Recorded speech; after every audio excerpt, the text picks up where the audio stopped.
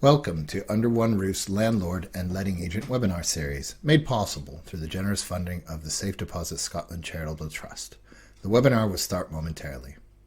For those who are joining us for the first time, Under One Roof is a free independent service that supports landlords, letting agents, owner-occupiers, factors, local authority housing officers, and others throughout the sector with issues around owning and maintaining a tenement flat in Scotland. Last year, through funding from Safe Deposit Scotland Charitable Trust, the Scottish Government, and local authorities throughout Scotland, we attained charity status, which has enabled us to hire full-time staff dedicated to working with landlords and owner-occupiers of tenement flats and those that support them. In the coming months and years, Under One Roof will be increasing the information available on our website, our Twitter, Facebook, and Instagram accounts, and through our monthly newsletter. We encourage you to share information we send out with those in your building or in your sector to help us improve the quality of tenement flats in Scotland. Today's webinar will last 1 hour. We encourage you to post your questions and comments into the chat box at the bottom of your screen. The information provided in this webinar is designated to help you understand your rights and responsibilities and to understand what professionals tell you. Any technical information on repairs is designed to help you spot problems with your building and then understand quotations from builders so you can get the best job carried out for the best price. But every building and every group of owners is unique, and so are their problems, which is why the information presented in this webinar can only act as a general guidance. It is not advice or a recommended course of action. When it comes to action, you should always seek professional help with anything more than a simple problem. More details and our legal disclaimer can be found in the About Us section of our website. Finally, if you are a housing professional wishing to record your attendance as CPD, please visit the webinar page on our website so you can log your participation and receive a confirmation certificate. Thanks for joining us. Let's begin.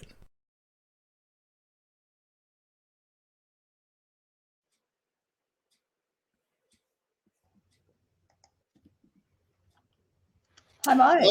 Hello, and welcome everyone to our webinar series event for March. Here we are in March on how to set up and run an owners association. I'm Mike Heffron. I'm that voice you just heard, the chief executive of Under One Roof Scotland, and we are joined today by our resident tenement management and maintenance expert, Annie Flint. Hello, Annie.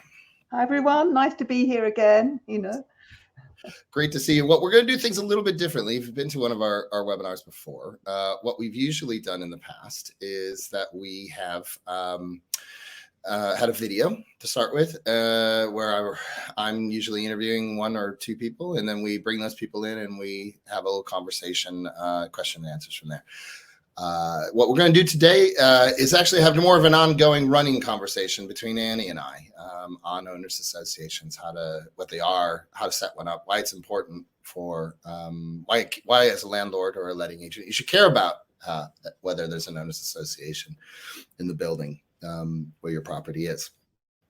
Now, we'll also be, of course, taking questions. We'll take questions a little bit sort of differently as well. So we encourage people to submit them in. We've already got it. Actually, I can see that we've got a couple of questions in from William, which we will definitely get to. But if you go to in the chat room, there's the Q&A bit. Please submit your questions in there, and we will try to get to as many as we can over the course of the next hour or so. We'll have a short comfort break in about 30 minutes or so. We've got a video set up from a previous webinar that I think some of you will find very interesting if you've missed it.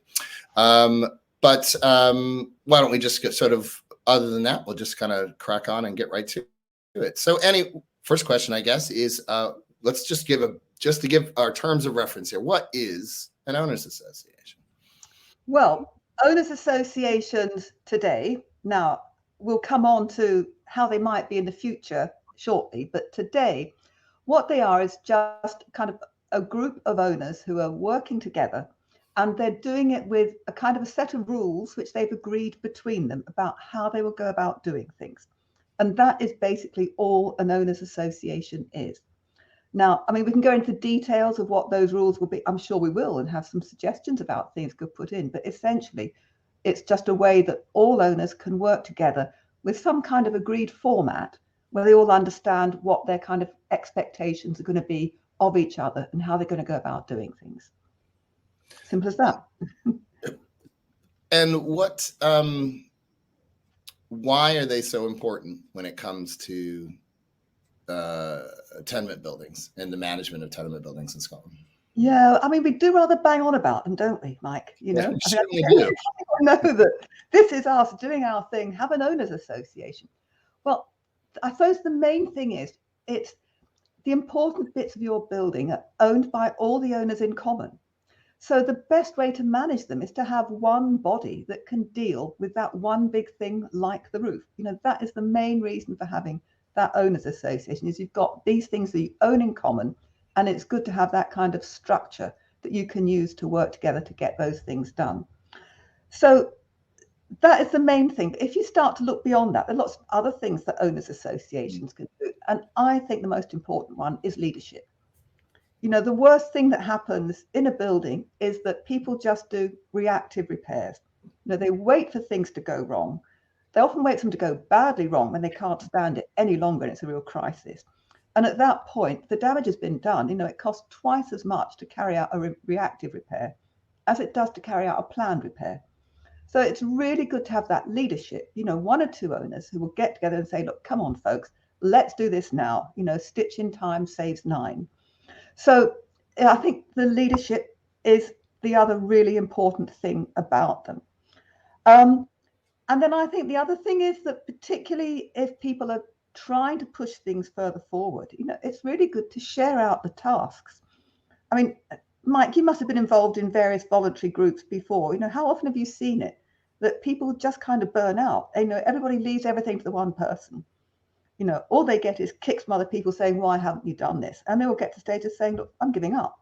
I'm just going to leave this to somebody else to do. I mean, has this happened to you at any time, Mike, that you? Oh, absolutely. And I mean, and I see it even in the cases of, well, in all sorts of organizations where you've got a group of volunteers getting together. No one is getting compensated for this, but it is in their self-interest to do something about it. And so you might have, and in any situation, in any group, you're always going to have a couple people that are a little bit more motivated than others, a little bit more extrovert, perhaps.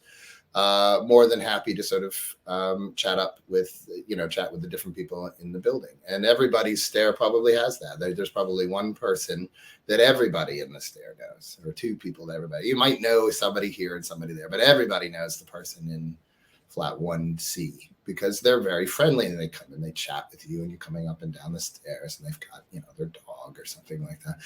And those people tend to be also probably the people that are organizing things that, like, you know, getting the lights in the stair replaced, the very basic sort of stuff. Making sure that the floors are swept or that there's a payment made for those little things. The issue is if you rely solely on that one person who's always going to do it and always going to be there, then there's the potential. You know, there's any number of reasons why that if that person sort of withdraws or decides they don't want to do that anymore, or if they pass away or whatever the sort of situation is, everybody else is going to be sort of stuck. And you can have that at the very basic level of somebody who is like that. But what you really want with an owners association is a little bit more of a step up from that. Is you want something that is set up. It doesn't take a lot of effort. That's one of the key things. You don't want to spend a lot of, you don't want to spend something that's very technical and with a lot of rules and constitutional things. You want a very basic sort of level of things to make it very simple, but also to be making sure that the things like somebody's inspecting, taking an eyeball over the gutters every 6 months or so, 3 months, 6 months, whatever that. They don't have to be climbing up on walls and roofs and stuff like that. They're just basically sort of just looking up and they're paying attention. And that's all they've got to do. And then there is a process by which if they see something or anybody sees something, a water leak in the comments there, that there is a process by which you can let everybody know that you're just like, oh, I'd love to talk to somebody. We need to do something about this, but how do I do that? I don't really want to spend writing up 15 letters and putting them through all the things, having something set up, an email list, using if you're in Edinburgh, the Nobleville app, anything that you can, or just a WhatsApp group something where you can let everybody know, hey, there's a problem. We need we need to get some people together to talk about what we can do about this. Yeah. And that is, I think, to me, is the critical thing about that owners association. And it gives you the opportunity to talk about other stuff too that isn't related to repairs or something like that. You might want to sort of have a discussion like there's, some people are leaving bikes in the stairwell or something like that. And you just want to have a conversation about that. And so it's proving difficult to get by the stairs. So you're having that sort of, you're building community relations with the other people in your building. You're building, that sort of neighborly relationship. And there's something really important and strong about that, because that will then come back to help in times of need, in times of where something happens or something like that, and you had to call upon a neighbor to help you out. Because you'd had these conversations before. So there's the basic level of what we're talking about, which is the importance of maintaining your building. But there's so many more wider sort of benefits to having an owners association, having that responsibility spread out. Yeah. I mean, I think you picked up on some of the really key things there, Mike. I mean, what you've talked about as one thing is sharing out the responsibilities. So it's not all falling on the one person all the time. That one person gets burnt out. And often people kind of tend to do that because they see this person doing these other things so well, and they think there's no way I'm ever going to be able to do these things and do them as well as that person. Well, that other person had to learn somehow. Yeah. And it's always good to have someone sitting kind of alongside that person, sharing the task with them, so you can pass on the knowledge that person has gained. So you also talked about communications, having some kind of agreed form of communication about things, Mike, which is something you could set out in the Constitution if you feel you need to go as far as to have something written down. And I think we often do advise people to have that written Constitution, because it kind of makes clear what the expectations are going to be of the owners who are trying to do things on behalf of all the other owners. I mean, I think we have had questions come in from people, haven't we, of saying, look, here's the chair. I think they're exceeding their responsibility. They're going out doing things without really coming back to the rest of us. They're doing things I can't afford, Well, Angela, we've got a pre-submitted question for Angela, which is to that exact point, actually. And she had said that Angela believes that, of course, that putting in an association is an excellent idea for any number of the reasons that we've been talking about. But she also points out, though, that organizational structure attracts those who have a fondness for power and control, and who are inclined to disappear behind closed doors to pursue their own agendas and to take control for the sake of control. I'm reading here from one of the questions here. And it's happening in a building that she's in. A question, and it's an excellent question, actually, and it gets to the next bit of what we're going to talk about, which is how do you set up an owners association? And it is, how do you set one up that ensures openness and transparency and inclusion, and which does not simply become a vehicle for personal control? So how do you set something up? And then we'll get to the question of what if it's lesser much of a problem, because we need to have more owners associations, but what do you do if you've got that situation? Well, let's first talk about how do you set one up that has that openness and transparency. Yeah, I mean, we do in fact have a model constitution that people can use on under one roof, and they can download it. But what I would say is the most important thing to do is to talk with your co-owners about that constitution and what you're going to put in it, because it's that discussion that is one of the most important things, where you actually decide what expectations you are going to have of each other, what expectations you're going to have as a chair and what the chair's role will be, and when the chair is going to refer back to the rest of the committee and the other owners. Now, has it been in the past, you've got a situation where the chair's been left to it, he's been the only person who's been doing things, and he's just got to the stage of thinking, well, there's no point asking anybody else, because they'll just say, oh, they're not paying or they're not doing anything. They're just going to leave it all to me anyway. I mean, that can be a danger of these things, is that you've just kind of left it all to one person. So it's important that you build in regular, well, I would say meetings, but we often tend to think of meetings as being everybody getting together in the same place in person. You don't have to do it that way, but you do have to have some kind of means of holding people accountable and having regular communications with people. And often a meeting is a good way of doing that, but these days you can do it on Zoom or FaceTime or however, WhatsApp, but it's just that regular communication between people is really important to get things done. And it may be in this particular question, there's not been that regular communication in the past. And the chair's just got to the stage of saying, well, if I don't do it, if I don't stick my neck out and just get on with it, nobody else is going to be doing anything. And sometimes, people would be doing it for the best of motives, but, they've just got to the stage of being so used to doing it and no one picking them up. They just think it's the only way of doing it. So, that's why I say it's important to have something which shares out the responsibility with a number of different people involved, where you've got a committee, where you've got office bearers. So, you can have 2 or 3 office bearers who are doing things. We can talk about who those would be, but it's that kind of regular communication and having it written down so that if necessary, if the committee isn't doing it by default, you can go to them and say, look, the Owners Association is not operating in the way the Constitution says it should. So the Constitution gives that kind of protection to people about how you're going to go about taking decisions. What kind of timescales you're going to have for things, how many people are going to be needed to try and get things done, what your fallback position is going to be if people don't get involved or don't work together to get things done. So that's what a constitution will do for you. And it will have a number of different sections which talk about how you can vote for a new chair, how you have elections to get new office bearers put in place. And quite frankly, often office bearers are just dead keen to get out of it. I can think of the local park. I've been chair of the local parks group for 15 years now. I'm really keen for somebody else to take over, And maybe this chair is just the same. They just got to the stage thinking no one else is going to do it. I'm just going to have to keep battering on with it. So, and one other way you can do it too is putting in a clause that says that you can't serve, as chair for more than a set amount of years. Like you probably don't want to be changing chairs every year.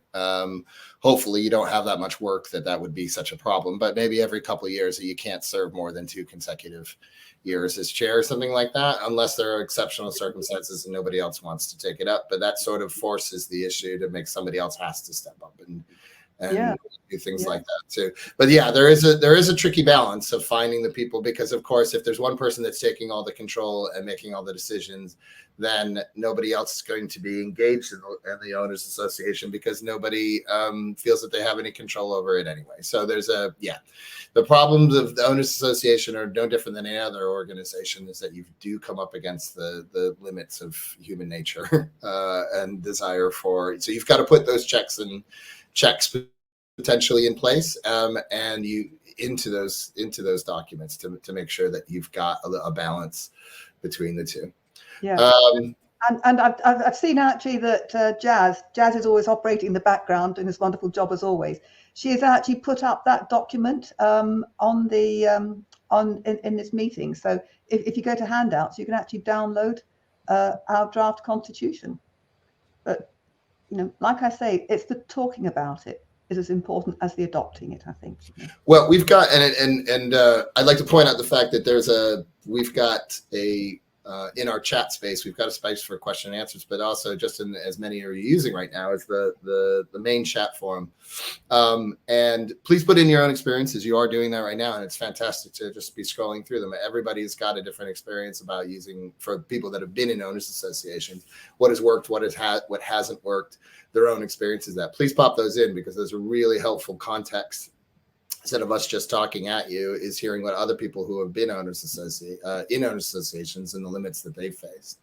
Let's now talk a little bit about how owners associations work and relate with factors. Well, okay, so let's pick up the situation of self-factoring first of all. Okay, if you're self-factoring, I think it's really, really important to have an owners association.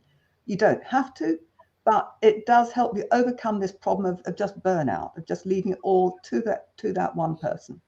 So I think it's really helpful to have that owners association, and the owners association can also run the fund, and the fund can be used to pay for repairs, and you can persuade owners to put in a regular amount towards that repair fund. So routine things can be get done without having to constantly refer back to people and get a decision every single time.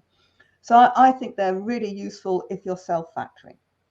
And then if you do have a factor, most factors, the good factors, like to have owners associations. I've had people say to me, oh, the factors won't want an association, will they? Well, the good factors do. And actually, I was judging the Property Managers Association awards this year. And what I looked for was whether these factors were working with owners associations. And all the good ones were. And they were using them to help communicate with owners about what was needing done. They were using them to help clear up misunderstandings. They were using them to help drive forward improvements that were going to save owners money in the long term. So, a good factor will really want to have an owners association. And they could be really helpful to you in getting an owners association set up as well, because, if you're in a block with a large number of owners, got lots of absentee owners, which is one of the questions that I can see in there, Mike, is that the factor can help you communicate with those owners and explain why it's good to have an owners association, and help set up the initial meeting, which would start to get you talking about the Constitution. I mean, one of the things we found when we talk to factors too is that the difficulties they have are oftentimes getting the owners to agree to make repairs, right? And one of the benefit of having an owners association is you're much more likely to get that agreement because people are talking, right? Yeah. Or there is a means by which to communicate with people at the very basic level.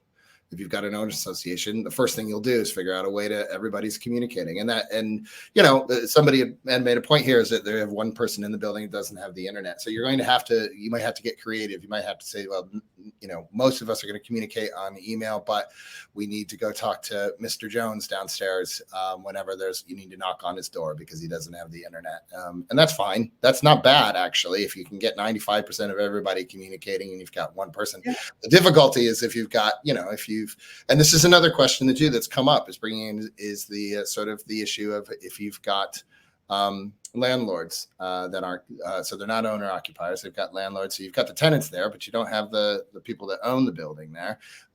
And they're not communicating. So you've got to figure out that sort of balance too. Now, everyone here, of course, is a landlord or a letting agent. And I'm sure that you're all here because you want to find out stuff. But you may find that there are other landlords in the building that are not as sort of forward thinking about it too. So that's one of the difficult things. And there's that gets into the question of tracking down who the people are that are the landlords in that.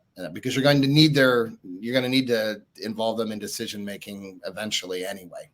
Yeah. So it's worth looking into how do you sort of find those people and how do you figure out the best way to communicate with them, because eventually you're going to need them when you want to make either repairs or improvements to the building. Yeah, I mean, I think owners associations are brilliant for landlords because landlords have got a lot more to lose if repairs aren't done than owner occupiers.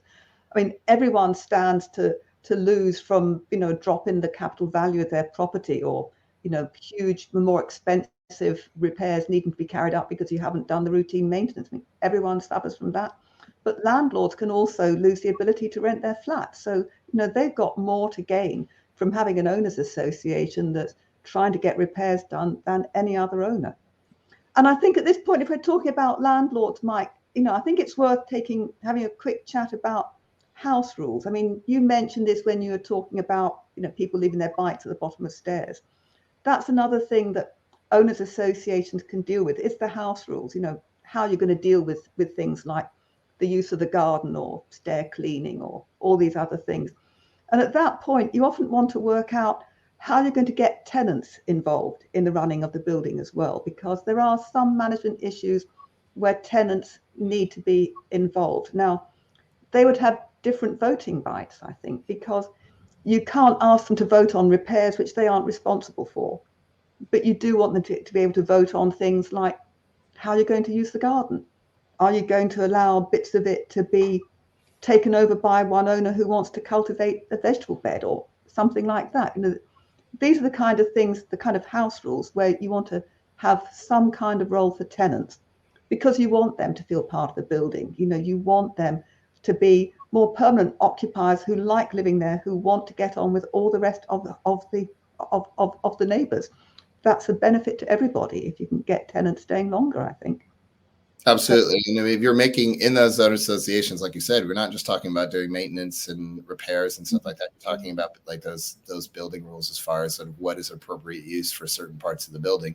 You're going to, not only do you want them involved in the decision making, because you want them to have ownership over it and feel like they were included, and therefore follow the rules that everybody agrees to. Because if it's just, there's a good chance, even if their landlord is involved in the meeting, that they're not going to necessarily pass the rules on, or it won't feel as real to them. But if they're sitting in a room with all the other people that they see in the building every day, and they say, we've all agreed you can't smoke in the back garden, and they're the smokers, then they'll go, oh, okay. But, fine, we've all agreed to that. But if they're just hearing from that, then they're not involved with it. They're not going to be like, well, nobody asked me, and I'm paying my rent here and that kind of thing. So there is definitely a role for doing that. But we've got some really great, lively sort of discussion going on. And so I'm going through these questions and trying to pick out something that sort of fits. So let me see if I can, here's an interesting one. Now, let's say you formed an owners association. Now, is that a legal entity? Don's asked, can it enter into contracts? Can it register for VAT? And there's also been some questions going on around getting bank accounts and the difficulty of bank accounts, which I'll come back to in a minute, because I can sympathize as the person who runs a charity, the difficulty of paperwork when it comes to bank accounts, which is largely what the conversation's about. But yeah, let's start with the first question about the owners associations. Hello, Don. Yeah, hello, Don. Don's been taking part in a lot of our webinars and put forward lots of really good questions, which have produced some really interesting material. So hello, Don. Nice to see you again. Right. Are owners associations a legal entity? Well, not the kind of ones that we're talking about at the moment. Okay, they're just voluntary organizations. They don't have that kind of legal persona, as it would be called, that would allow them to enter into contracts. Now, that can be a real problem. And in fact, it brings up something which happened to me when I was part of an owners association many years ago, when we were getting, the building we lived in, which was the flat in a terrace. It was a listed terrace. We got grants to get work carried out. And the builders just didn't do a very good job. And so we decided we were going to withhold the final payment. And the builders were pretty annoyed about this, because the final payment was their profit and they weren't getting it. So they decided they were going to take people to court over this to try and get their cash.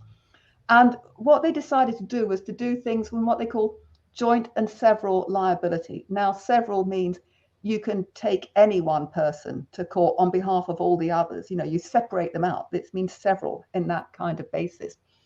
And they went for this mouthy woman, me, And so they decided they were going to stop the bank account of the person who was the secretary of the association, thinking that they were going to get me, because I looked like I was the one who was really pushing this argument. And funny enough, we'd just had an AGM, and I've been elected chair. That's what you get for being mouthy, I suppose.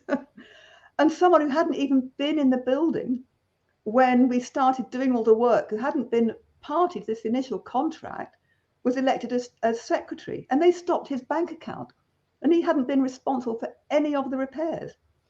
So, we managed to fight that off, but, it just shows what the danger can be of owners associations not having that legal persona.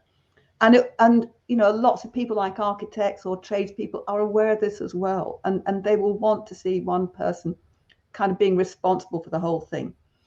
And this is one of the reasons why we want owners associations to be more like the development management associations that have been written into the Title Conditions Act and Tenants Scotland Act, because they would have that legal persona.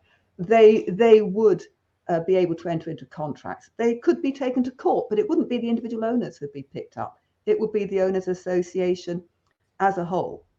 So your other question about VAT, Don? Well, actually, let me just back up there, Annie, on that question. So why can't the people that are on the chat here, why can't they form those development management associations right now? Okay, because you'd need to have it written into your title deeds. that this is going to be this form of organisation. And so you'd have to adopt a Development Management Association rule kit. Now, that's fine, but writing it into the title deeds so that it sticks, so that it applies to new owners who are coming in. Like if one owner sells and a new owner comes in, they could unwind anything that's not in the title deeds. Putting those things in the title deeds can be pretty expensive. People are saying several £100s per owner. And that's not just because you've got to go and change the deeds and put something new and get it registered at Registers of Scotland. You've also got to consult your lenders. And the lenders have got to have a chance to say whether they approve or not, because it's part of what you've agreed with them when you've taken out the mortgage. If you make it compulsory, though, then it's just going to apply across the board to everybody, and everybody can take up that Development Management Association option. And the Development Management Association is effectively a kind of company. So it's a bit like a private limited company, such as, I don't know, not Marks and Spencer's. I think they're listed there. I think they're a public company, but you understand what I mean about a company. But it's just a company which doesn't have to go through all the rules and regulations which other companies have to. So that's what a Development Management Association is, and why it has that legal persona, and why you need to go into it on a compulsory basis. So it largely comes down to, for most people, it would just be, there's the hassle of going through and checking with the mortgage lender, but in reality, you'd be asking everyone to change the title deeds, everyone putting in £400 to £500 just to be able to form an owners association and incorporate, which doesn't necessarily mean that they will get a better or worse outcome than they would have had they not done so. So reality is that there's that is the situation as far as sort of the owners associations and incorporation. Now, as far as opening a bank account, does that prevent then owners associations from opening bank accounts? No. Owners associations can open bank accounts, and many do. And the Park Group that I'm chair of, we are not a charity. We're just kind of voluntary association in the same way that owners associations are. But we have what's called a treasurer's account at the Royal Bank. I don't know if I'm advertising, but I know people will ask us, which banks, the high street banks. The Royal Bank does seem to do these, but I know people do have difficulties in trying to persuade banks to let them open up these kind of accounts. Part of the problem at the moment, well, there's two problems really. One is it's the whole money laundering thing of having to identify people and get their passports and go through this whole kind of thing. I mean, that whole rigmarole of things. And the other thing that is of concern is that the Tenements Act says that funds should be put in an interest-bearing account. No one gets any interest on anything at the moment. So lots of banks just do not have interest-bearing accounts. So that's changing, unfortunately. But yeah, interest rates going up. Yeah.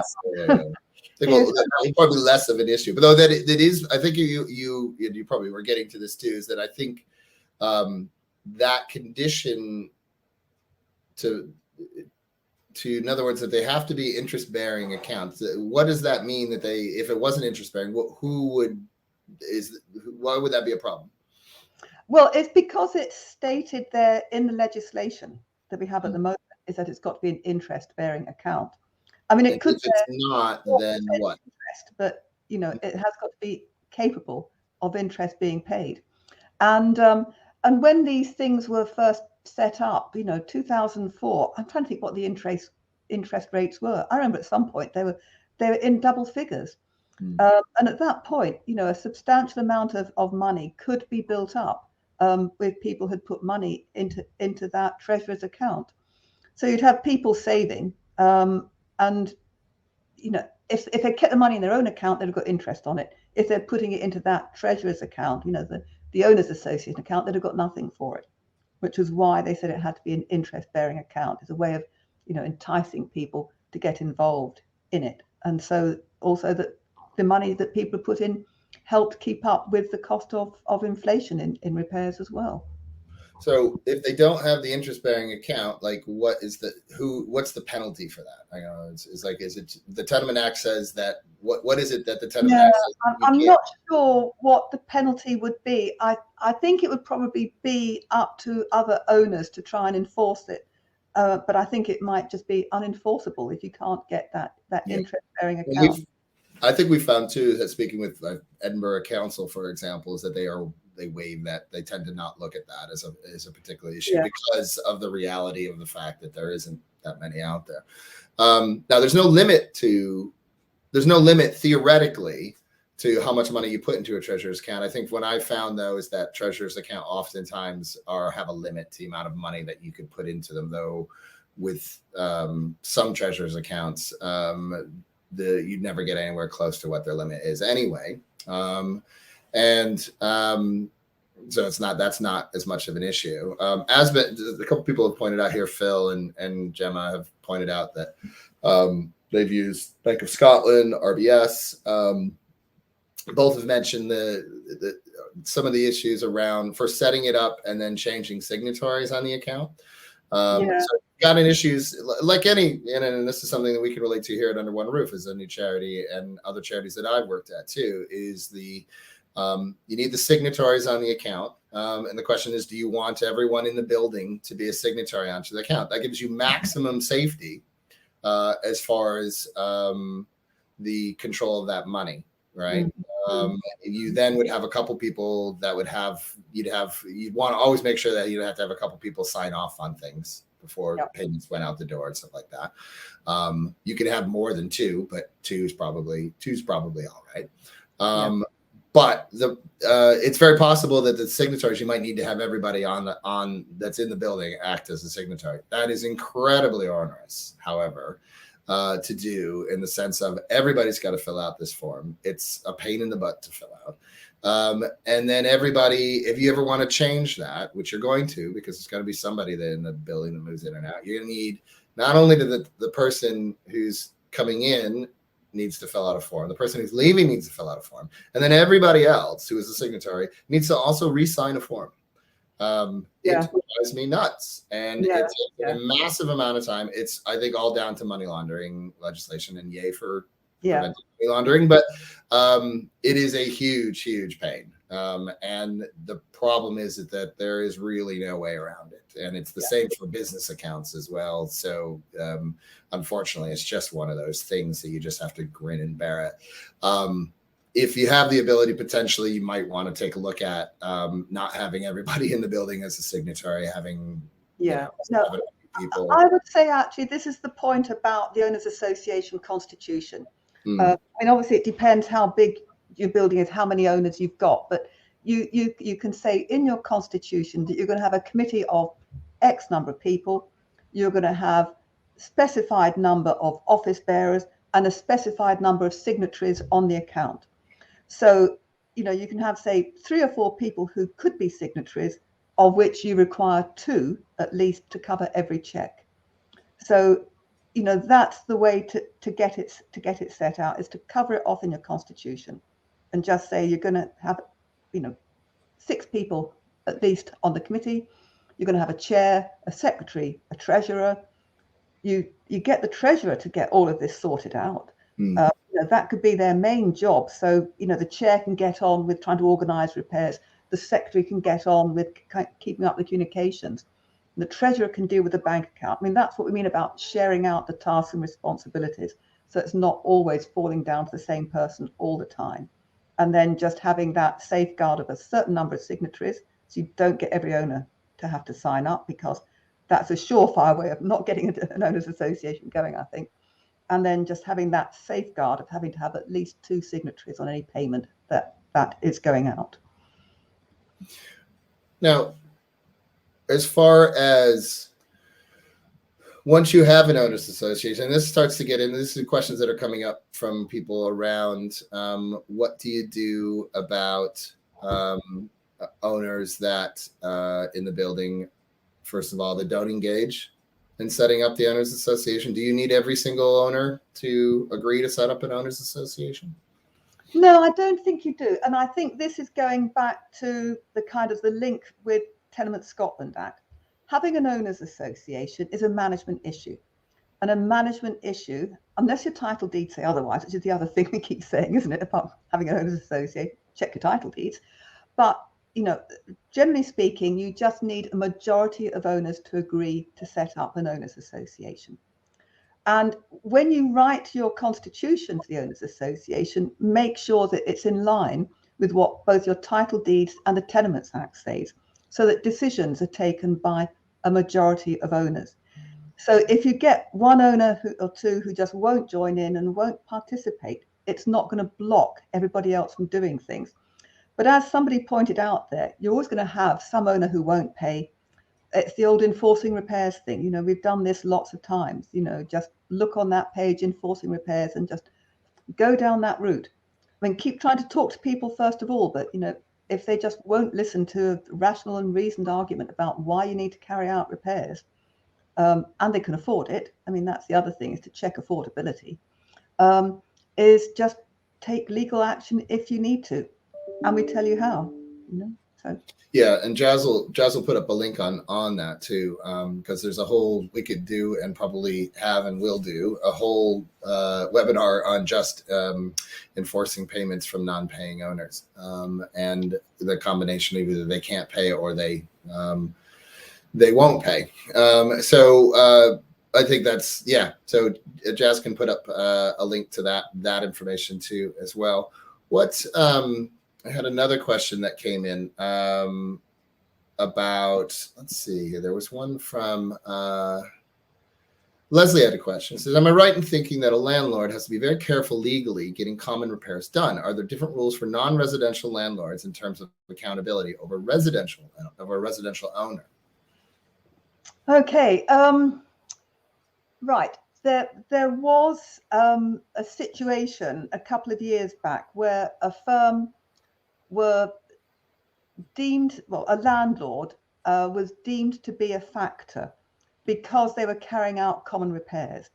And this was something which we all picked up with when the new code of conduct for factors was being set out to clarify the position of landlords. And it's now been clarified that landlords are not factors if they're arranging common repairs, and that the situation we were talking about was particularly problematical. It was actually a situation where, the landlord in question owned all but 2 of the flats in the building and could just effectively impose their own views because they were the majority owner. So landlords are not considered to be factors, unless, of course, they go about starting to charge people. And I don't think it's different for non-residential landlords or residential landlords. I think it's all the same thing now, Leslie. And there's something on the website about that. And I bet if Jazz is still there in the background, she can find it and pop it up because she's really quick at doing that. Well, why don't we ask Jazz, we've gone a little bit over the time actually, or 45 minutes in. Let's take a quick 5-minute break and then we'll finish up with another 10 minutes of chat and questions. So we'll play our short comfort break video. So just go away, grab yourself a refresh of your tea, and we'll see you back here in about 5 minutes or so.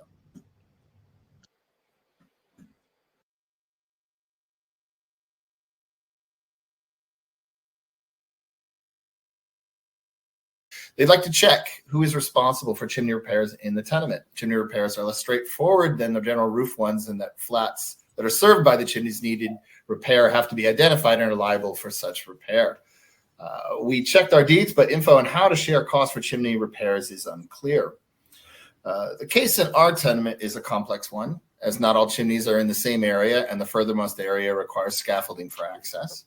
Conditions are different. Some are cracked, while others appear to be in relatively good state. And some chimney stacks on our side are shared with another flat. We would like to confirm if repairs of chimneys and chimney stacks are the responsibility the flats that use it or are served by it. Is the information on the graph below correct? We found this useful graph in the document from Aberdeen Council. And I don't know if we can get that graph up there, but I know Annie can talk about it because the graph that they're referring to is a image and graph that Annie put together. Oh, yeah, there we go. Yeah, this was something we produced for, it's very similar to one we did for Edinburgh Council when the 2004 Act first went through. which is explaining to people what the significant changes were in it. Of course, it's correct because I wrote it. Yeah. What we're talking about here is this issue about mutual responsibility and scheme or common property. And it's also the situation here as well, where if your title deeds say nothing, then the provisions of the Tenements Act come into force. So this owner's title deed says nothing about chimneys. So you then go to the Tenements Act, which says that chimneys are a kind of a mutual responsibility where they are paid for only by those that have use of them and in equal shares of those that have use of them. Now, it also sounds as if we're talking about a situation here where there's another kind of shared repair, and that's between two different tenements which are adjacent, where the chimney stalk is shared. Jazz, you've got a couple of photographs, haven't you, you could put up where we could talk about these different types of chimney. Yeah, now this is a mutual chimney stack between two different tenements, and you can see there that it's actually on what's called the skew, and the skew is the gable wall that extends up between the two different tenements and comes up through the roof, and the chimney stack is on that skew. And here you can see one of these ridiculous situations where the people on one side have agreed to carry out the repair and not those on the other. And what a waste of money. I mean, that chimney is just going to fall over again, and both sets of owners are going to have to be responsible for it. I mean, it's a bit of a nonsense, this repair, but this is the kind of thing that people have to deal with. So this is the typical wall head chimney that John was talking about, and it's owners on both sides, or both tenements on either side, who have to work out how they're going to pay for this. It's probably 50% to one tenement, 50% to the other tenement, and then within each tenement, you divide it up by the number of owners who are on that side of the block who are using that chimney head. It's ridiculously complicated, isn't it, for something so simple? John, have you got anything else you would add to that in terms of these situations and how people should deal with them? I don't think so. I mean, it may be that they never even bother to approach the adjacent owners here, but I mean, they've just faced up this stonework, so they've probably not done a very good job anyway. So the skew, by the way, is really a fire break, so it prevents fire spread between one tenement and the next. And below that chimney stalk, it's brick. So it's just stone, which is when you could see it, but otherwise it's brick below that. So all the flue line, the flue lined chimneys, they're all brick. Okay. Have we answered that one, Mike, do you think? Yes, just reviewing the ultimate question was, we would like to confirm if repairs of chimneys and chimney stacks are the responsibility of the flats that use them or are served by them, and is the information on the graph correct? So yeah, so yes, it is just responsibility of those who use them, unless of course your title deeds say otherwise.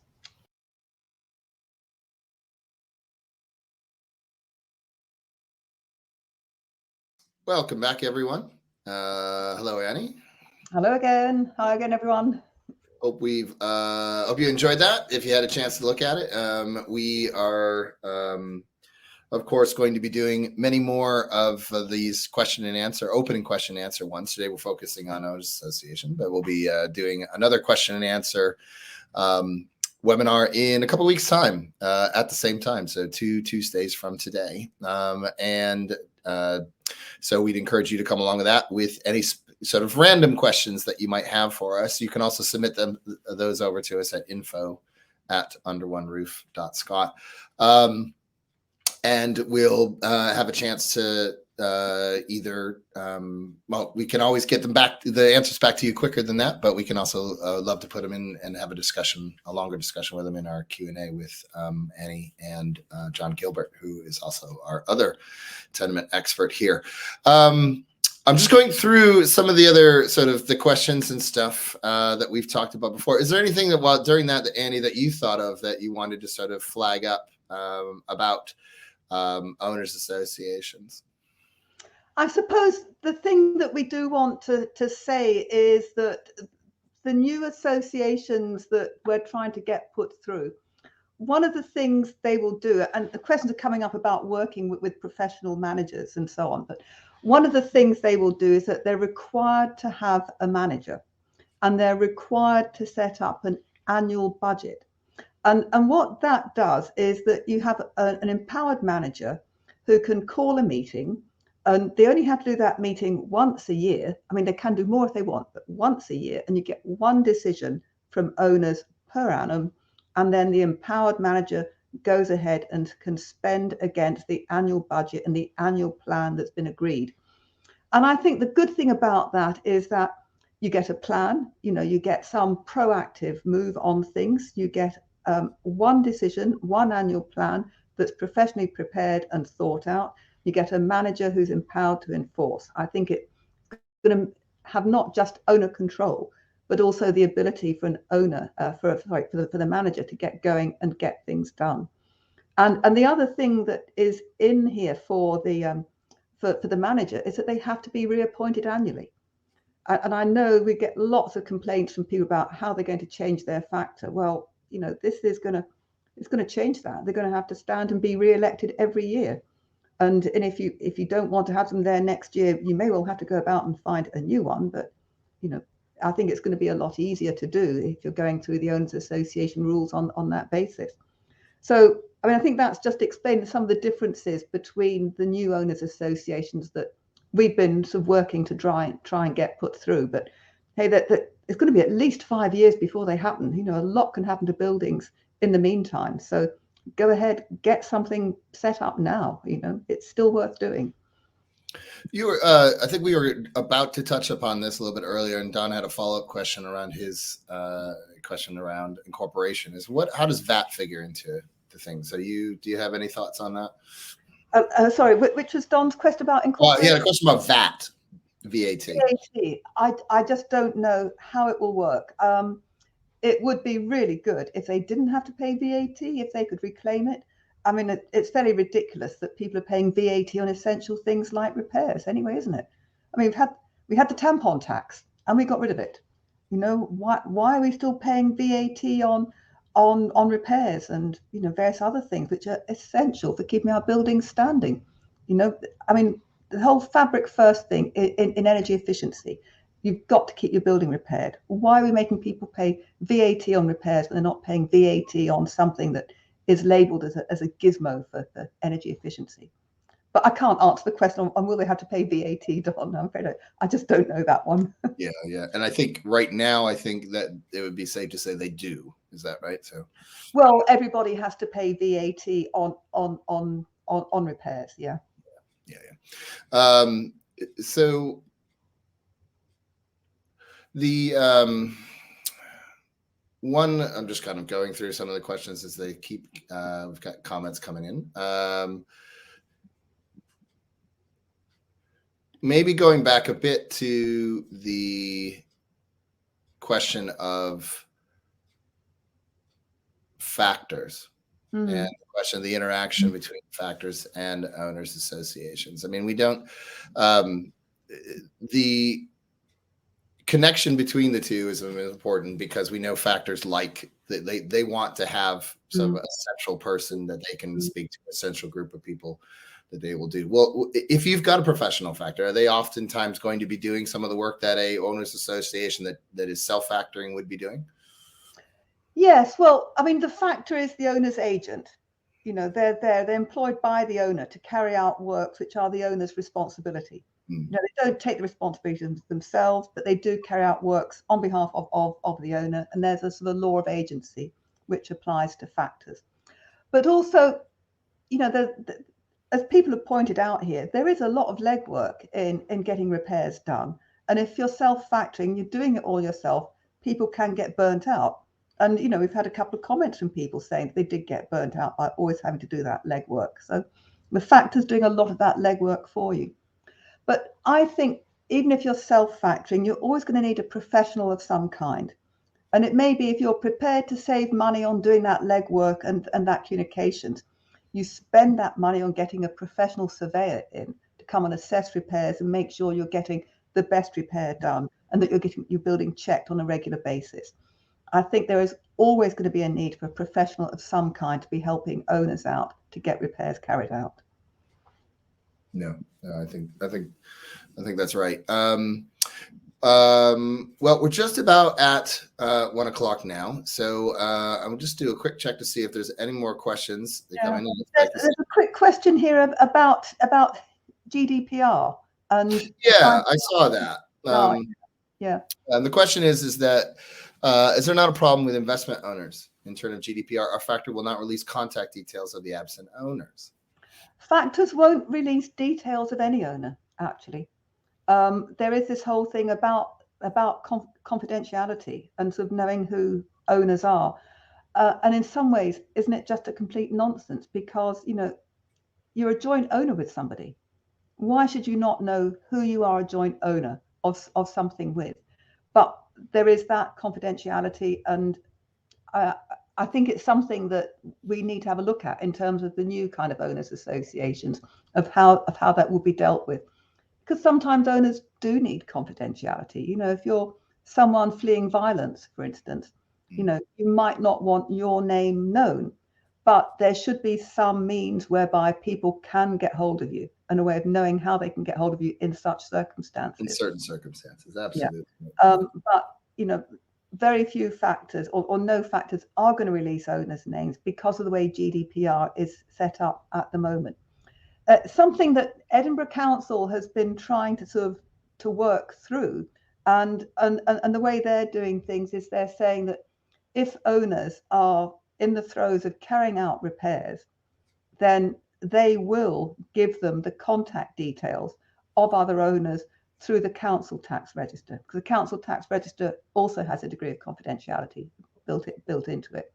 But they recognise that there is a need to know, and they're piloting this. I don't quite know when all that's going to report back, Mike. That's maybe something we could check up on with Edinburgh Council and just see how that pilot, has been proceeding, and whether it's something that other local authorities will be able to do, and that sort of release the names of other owners through the council tax register when repairs are being carried out. True, and we've even got some comment. We've got a comment here from Jean that says that it's important, the confidentiality is right, but the information officer, the information commissioner, said that there was a misunderstanding around confidentiality, and they can only refuse if harm is likely to arise. So there's a question of how do you prove that. So that's another thing that might actually be worth us taking a look at and getting in touch with the information commissioner ourselves and see if we can get some further information and put something in our newsletter. Yeah, which we've just sent out yesterday. So if you've not gotten a copy of it and would like to, just put something in the chat room. Jazz will make sure that you get a link to sign up to the newsletter and gets a copy of it. We got some update on what we've been up to and some interesting stuff for this month, some events that are coming up. I think that would be good as well for everyone to hear about. I'd like to thank everybody for taking part today. We had an incredibly lively, one of the best ones. Absolutely, wasn't it? Interaction with people has been really interesting, and I'm glad that everybody else has had a chance to interact with each other and share their views and their experience as well. I think that's just as important as Annie and I nattering on a bit. So thanks very much for taking part. We've got another Q&A in a couple of weeks' time. If you didn't get your question answered today and you'd like us to address it offline, please drop us an email at info@underoneroof.scot or come back in a couple of weeks' time. We've got an open Q&A, and we will certainly get to it then. But until then, on behalf of Annie, thanks very much, and hopefully we'll see you all in a couple of weeks' time. Yeah, thanks, Mike. Thanks, everybody. See you all soon. Cheers. Bye now.